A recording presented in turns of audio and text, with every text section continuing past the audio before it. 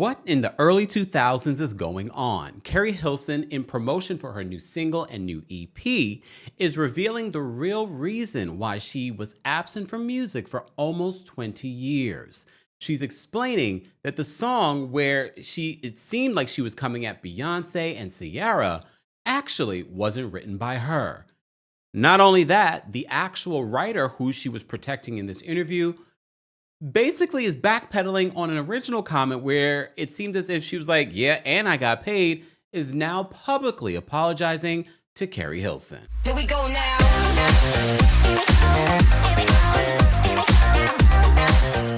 Welcome back to the Kempire channel, your #1 source for pop culture news and music, entertainment, reality TV, and so much more. As always, be sure to like this video, subscribe to the channel, and hit that notification bell so you never miss out on breaking news when we go live or when we upload. So if you're a music connoisseur as I am and have been reporting and following these different music stories over the years, then you're familiar with Keri Hilson. Keri Hilson had a very promising music career from not just being a singer, but also an acclaimed songwriter. And mind you, the reason why she probably has been able to survive for the last 15, 16 years is off the back of her work with people like Britney Spears and that Blackout album. But anyway, she's written plenty of songs, but a lot of people have speculated after she did the remix where seemingly was shading Beyoncé and Ciara, it ended her career. And although Keri has somewhat talked about why she took such a long time to return to music, she's now breaking her silence ahead of the promotion for her new project with The Breakfast Club. It's a regret. It's a regret, but not in the way that people would think, because that's a song that I actually didn't write. Those are not my words. I was on tour. Polo wanted me to do a remix to Turning Me On. Mm-hmm. He had produced the record, and I wasn't, because I was on tour with Lil Wayne, I wasn't able to lay anything down. He had been on me for a couple of weeks about we need to do a remix. Okay, so I take off. It wasn't happening quick enough for him. I take off, we fly in, and he had another writer in our... Just to mention, when she says Polo, she's talking about Polo the Don. You can check his credits. She's collaborated with him for a few years and wrote a bunch of hits with him, but he's also produced a lot of hits over the years. He had his own record label. Timbaland had his own record label. They had a joint venture, and that joint venture included artists like Keri Hilson.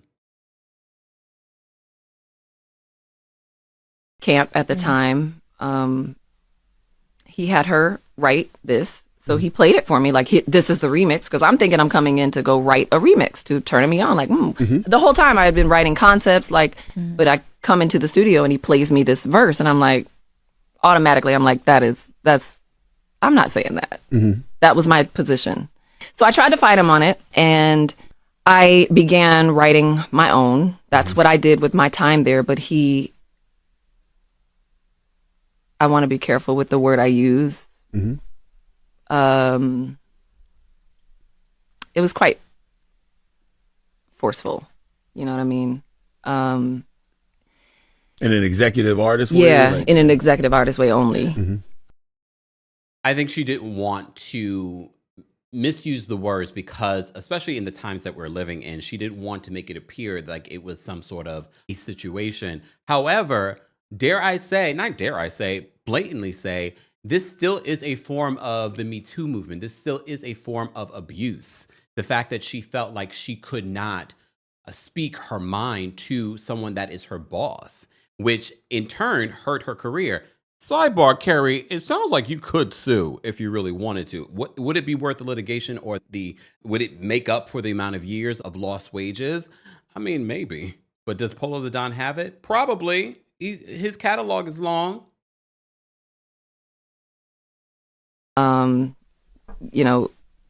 Involving others and kind of threatening my career in a real sense. Like, you're not coming, because my album wasn't out yet. Mm-hmm. So it was like, you're not coming out if you don't do this.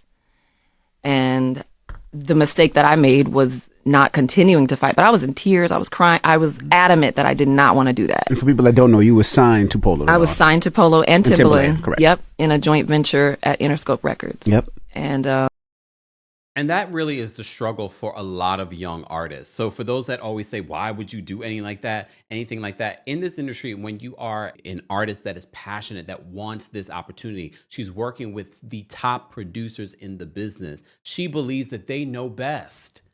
And she believes that she has no other choice. This is her big opportunity. And I get it. Some people will say, I don't understand it. You still chose to do that. And I will say, once you watch the rest of this, in no way do I feel like she's throwing anyone under the bus, but she's like, these are the facts. However, I take my own accountability and I still decided to do that. And with that choice, these were the consequences.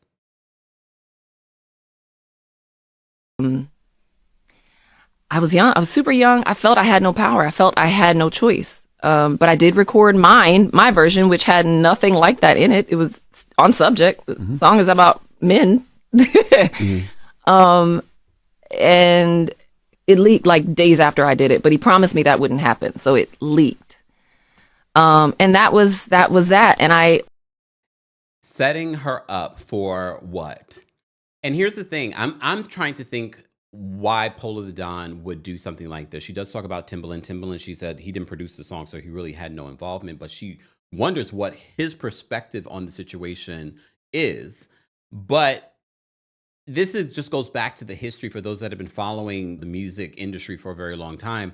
So often, these industry individuals, the labels, record labels, pit these artists against each other to the point where these artists really feel like this is real beef. The whole Nicki Minaj and the rise of Nicki Minaj and the beef that's been ongoing amongst these female hip hop artists, but what people have rumored about these female artists in general, because these labels have strategically pit these artists against each other in a way to heighten the attention on all of these artists.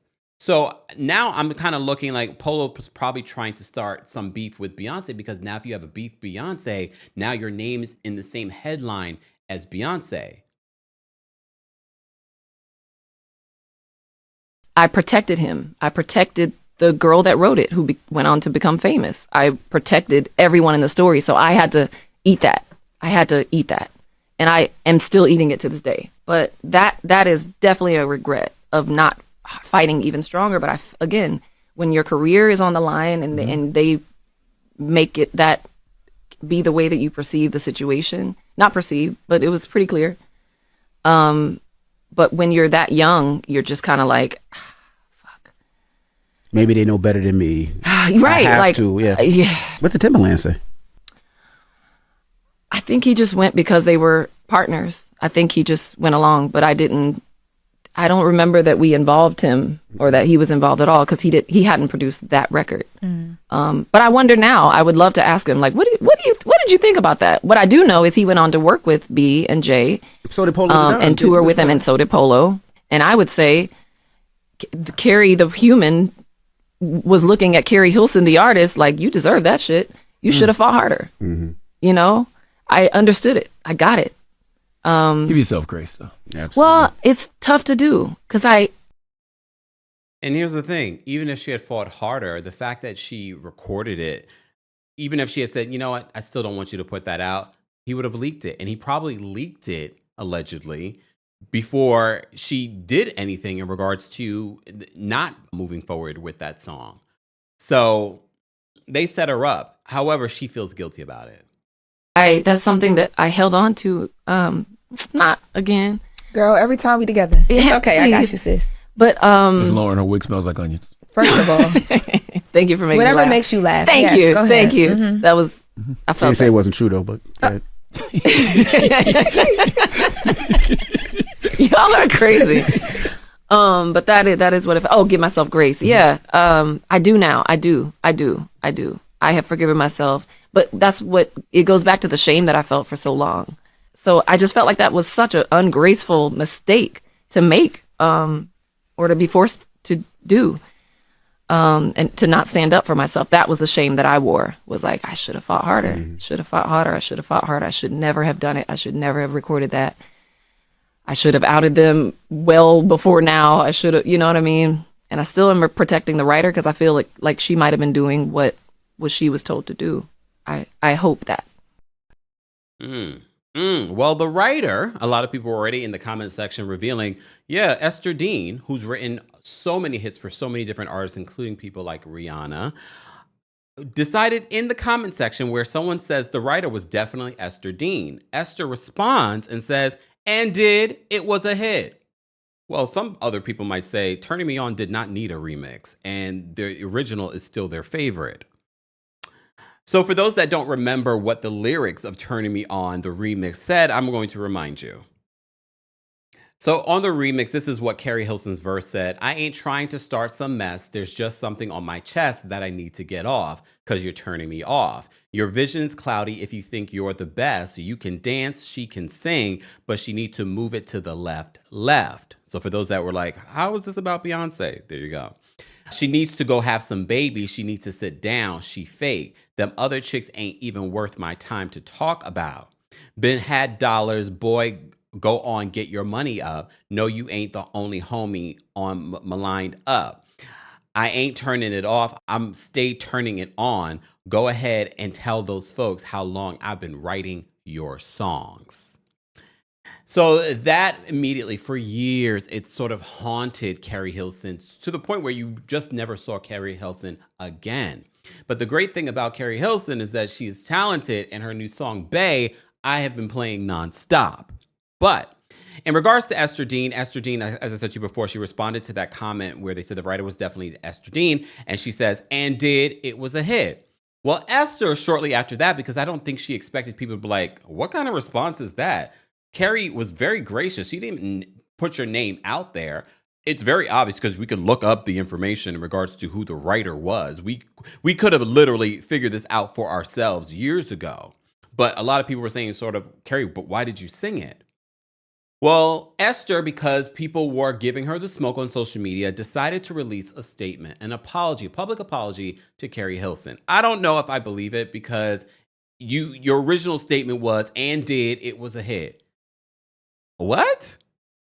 So Esther has since posted an apology on her social saying, I submitted a lot of verses for that remix. One got picked and it was co-written with Keri. Looking back, it was childish and didn't age well. I see how it hurt people, especially women, and I take full accountability. I've worked with and supported many women since, but that doesn't erase the moment. I'm sorry for my part in it. Growth is real, and so is this apology. Here's the thing.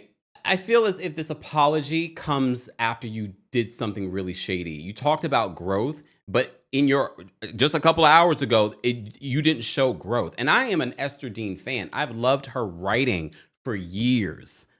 I loved listening to her demos. Like, oh my God, Ester Dean is so dope. So seeing that comment today, I was just like, oh, is that the woman Ester Dean is? And honestly, that response confirmed, yeah, you had that energy even back then. That energy still exists today. And the only reason why you're writing this apology now is because people are saying, that was nasty. That was completely nasty. Guys, as always, I want to know your reaction to what Keri Hilson had to say on The Breakfast Club earlier today in regards to why we hadn't seen her in many, many years, and Ester Dean's response to her shady initial response and her subsequent apology. As always, be sure to like this video, subscribe to the channel, and hit that notification bell so you never miss out on breaking news when we go live or when we upload. Thanks for watching. Here we go now.